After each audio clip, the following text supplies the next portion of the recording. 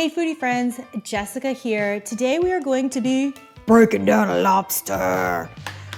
Lobsters seem to be a little bit intimidating to people, but it's actually super easy and I'm gonna show you how. We only need a couple of tools and you might not even need these to be 100% honest. I've got a cracker and 2 little forks to get out the pesky little pieces of meat because we don't wanna leave any meat behind. Lobsters are expensive. So we're gonna start by breaking it down into basically 4 sections. Take off the largest claws and set those aside. And sometimes if you're eating it right away, you get a little bit of meat on the ends right there and you suck it right out, but we're not doing that today. And then we're gonna take off the tail. The tail, if you just twist it, should easily come off.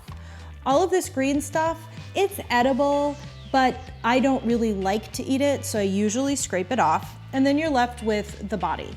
You can take off all of these little legs as well, although I usually, to be honest, don't take a lot of time to pick these out. There is a little bit of meat in each one. Sometimes when you snap them at a tendon, you can get it, but if you're working fast and you need larger pieces of lobster, this just isn't the place to go. The body usually doesn't have meat in it anyway. You can set it aside and make an awesome seafood broth out of it. Just make sure you rinse all of that green stuff out of there. So the pieces that have the most amount of meat in them are the tail and the claws. So the bottom of the lobster has, the not as pretty part, is a thin layer. If you take it between your hands like this, between your palms, and crack it, did you hear that crack? It'll go ahead and break. And you should be able to very easily pull it apart, like so, and take out all of that tail meat. Super easy, right? The claws are a little bit more challenging, but not that much. Take the part that's hinged here, go ahead and pull it out. There is usually a lot of water in it, so know that and know that it might be a little bit messy, okay? We're gonna crack it again at these knuckles.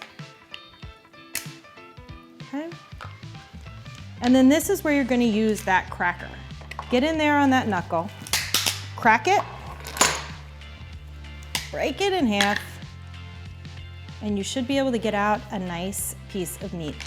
These smaller knuckles are where you might wanna use those forks. You can break it down even more.